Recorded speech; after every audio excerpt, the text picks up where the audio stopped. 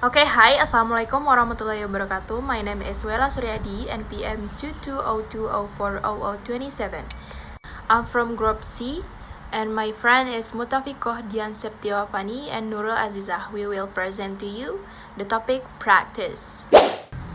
Okay, point number 1, concept and objective of practical assessment. Point 8, concept. Practice assessment are demanding assessment response in the form of skill in carrying out an activity in accordance with competency requirements. Practice assessment requires students to perform certain tasks such as laboratory practicum, religious practice, board practice, presentation, role-playing, playing musical instruments, singing and reading poetry or declamation. In the context of English language learning, it involves assessing skill like speaking, listening, reading, and writing through activities that mimic real-life situations. Okay, the next objective of practical assessment. Number 1, practical assessment aim to be able to assess students' abilities and demonstrate his skills in carrying out an activity.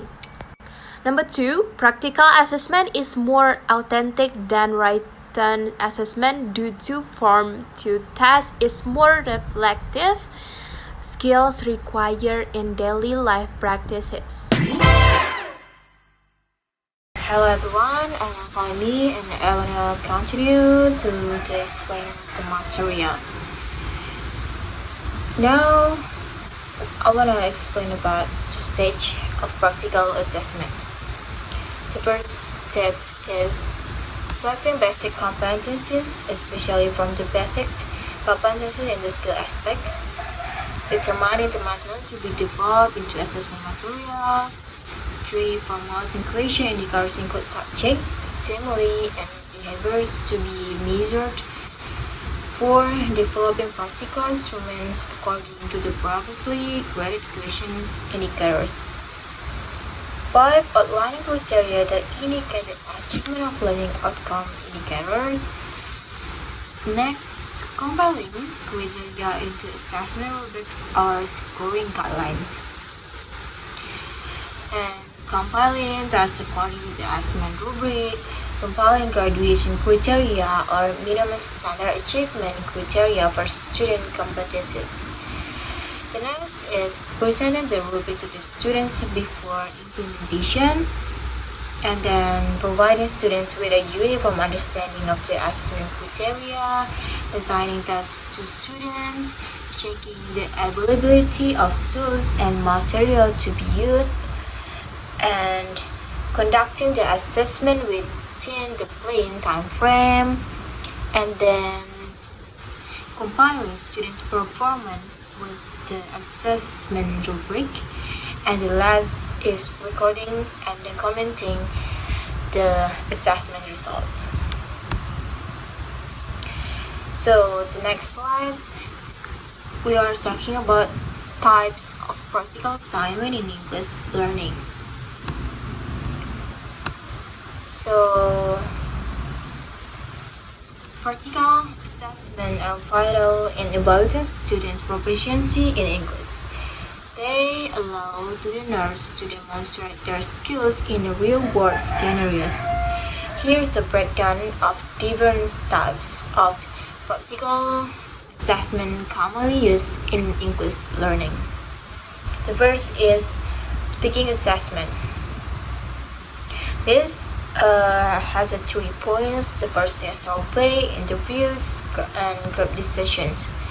Role-plays, students act out scenarios such as ordering food in a restaurant or negotiating a deal.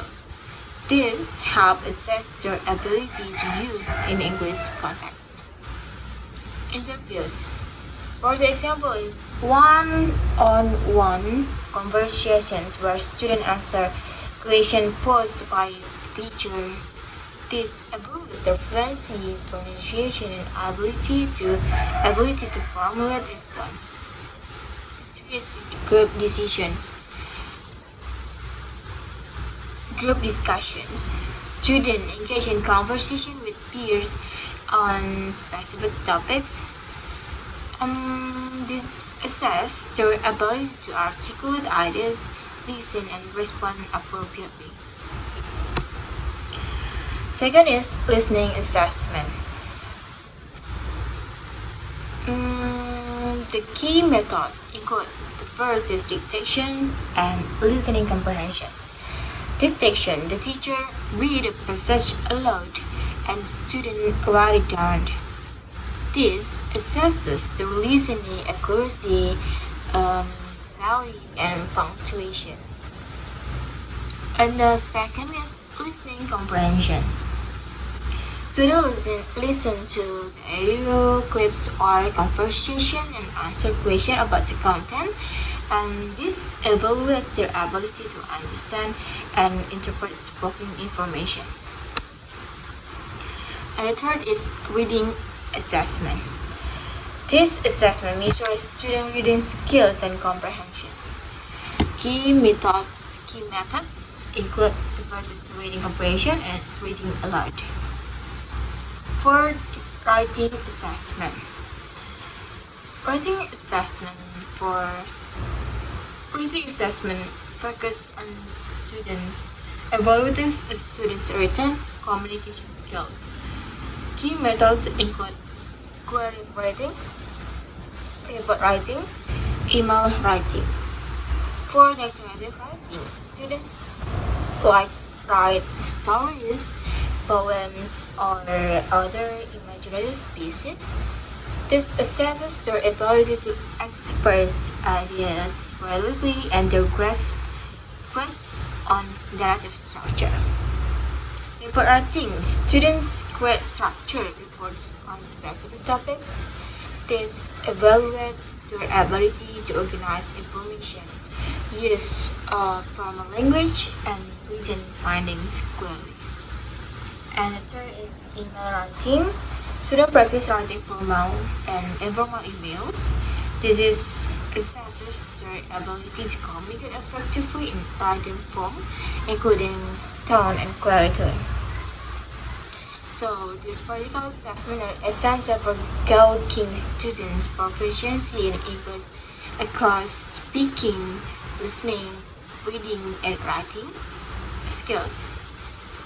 Each type of assessment provides valuable insight into different aspects of language learning, helping educators tailor their teaching methods to better support students' development.